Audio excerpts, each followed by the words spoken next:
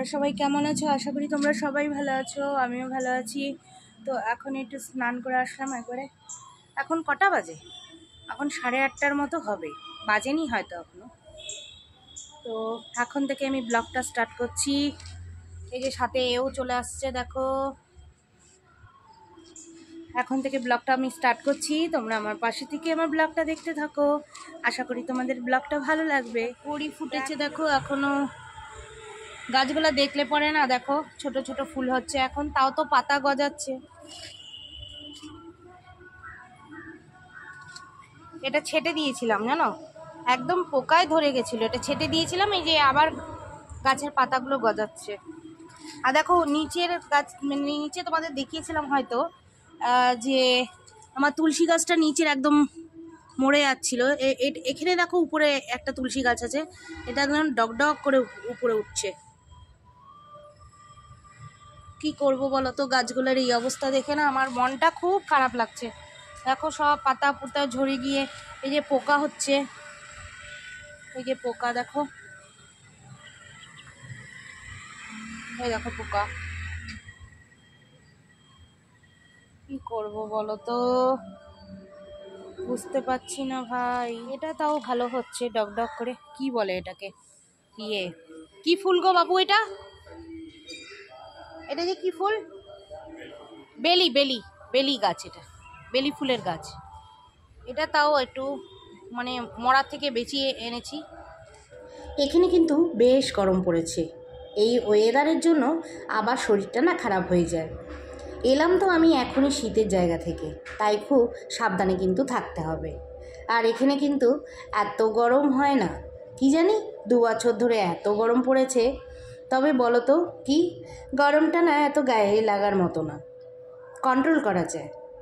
আর একটা সব সময় মৃদু হাওয়া বইছে, ভালো ওয়েদার এখানে।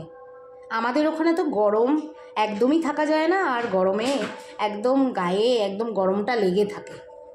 এই যে এখানে চাদরগুলো ধুয়ে দিয়েছিলাম, একটু শুকিয়ে গেলে তুলে রাখবো। আর এখানে জামা কাপড় ধুয়ে দিলে না খুব তাড়াতাড়ি শুকিয়ে যায়। চলো এবার নিচে যাওয়া যাক। নিচে গিয়ে রান্নাটা বসিয়ে দেব। বানাজে তো যা কাজ ছিল সেগুলো সেরে চলে গেছে, এবার সারু আসার পালা। ঘর দুয়ারের যা অবস্থা এসেই দেখি। আমি ভাবছিলাম যে একদিন সারুর হেল্প নিয়ে ঘর পরিষ্কার করে নেব, তাহলেই আমার শান্তি হবে। আর দুজন ছিল ছেলে মানুষ, তারা তো আর পরিষ্কার টরিষ্কার করতে পারবে না।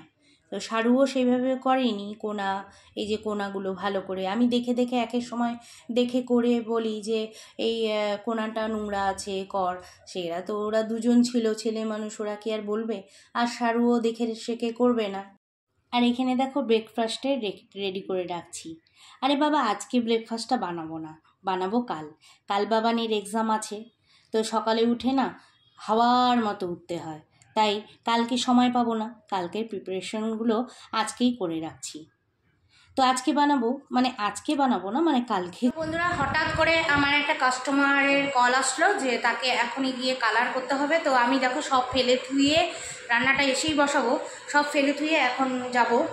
1 ঘন্টার ব্যাপার, যেতে আধা ঘন্টা, আসতে আধা ঘন্টা, আর লাগাতে 30 মিনিটস লাগবে। তো আমি এসে বাকি কাজগুলো সারবো। এখনই ফোন আসলো আর্জেন্ট, সে বিকেলবেলা তার ফ্লাইট আছে, চলে যাবে।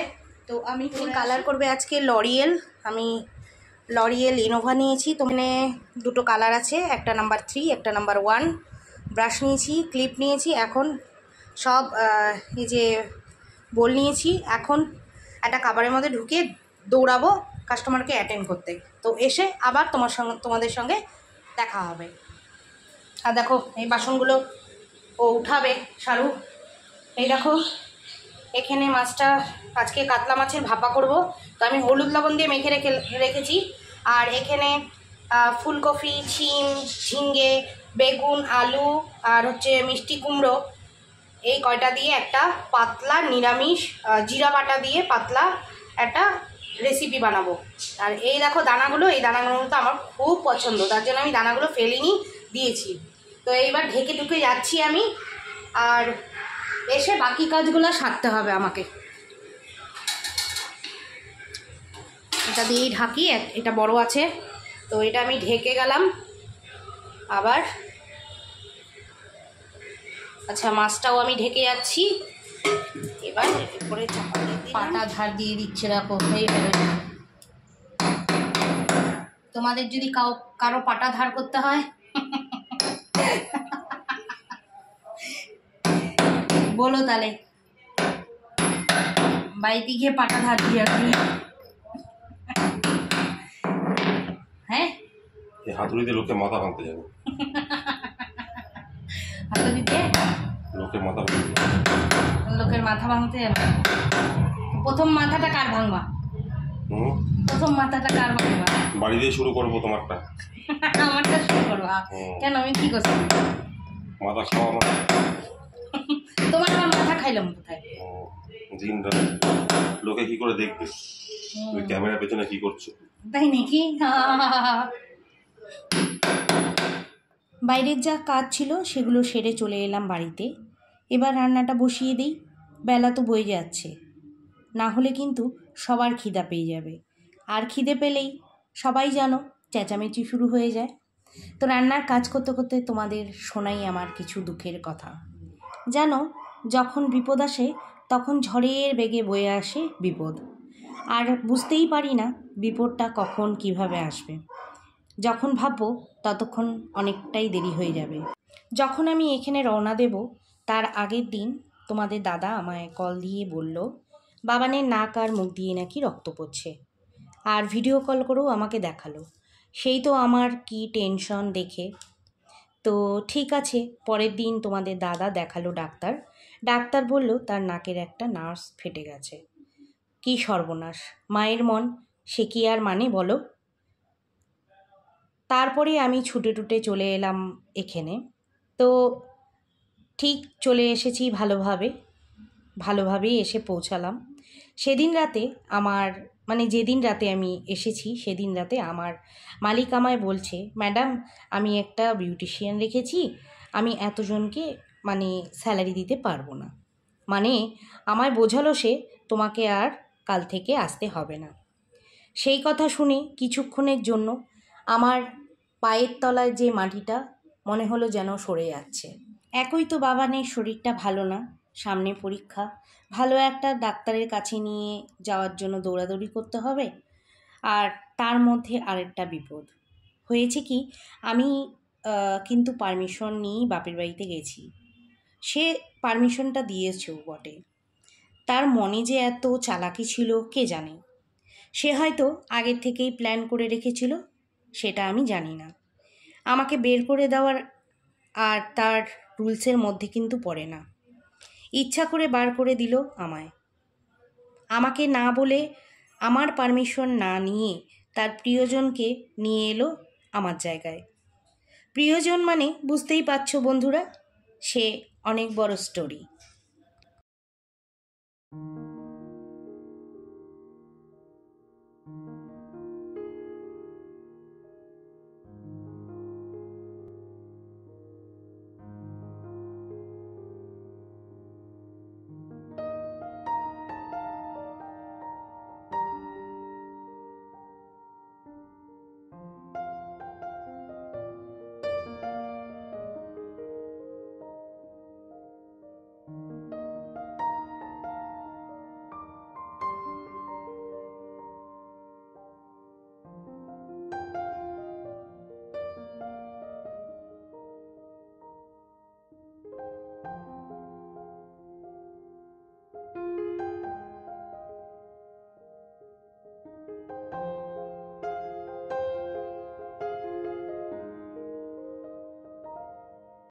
তো এখানে দেখো জিরা বাটাটা কিন্তু আমি এখানে দিয়ে দিচ্ছি, দিয়ে একটু ভালো করে কষাবো। কিছুক্ষণ ঢেকে আমি নাড়াচাড়া করে এটাকে একটু জল দিয়ে দেবো এর মধ্যে।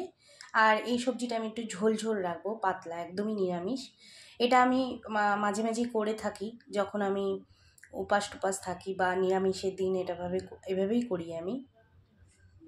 আর এখানে কিন্তু গরমটা ভালোই পড়েছে আমার লাগছে। 2 বছর আগের কথা, 2 বছর আগেও এতটা গরম ছিল না, এখন প্রচণ্ড গরম লাগে।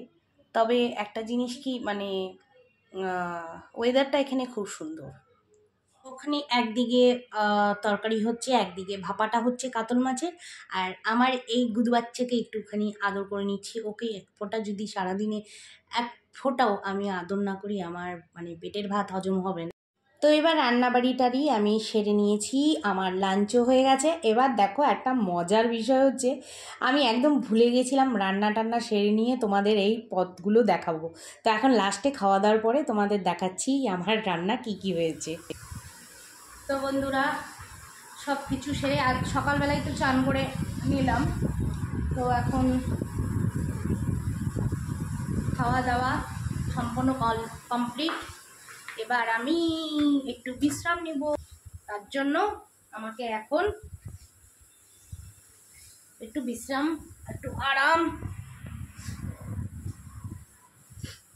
একটু আরাম করে নিই।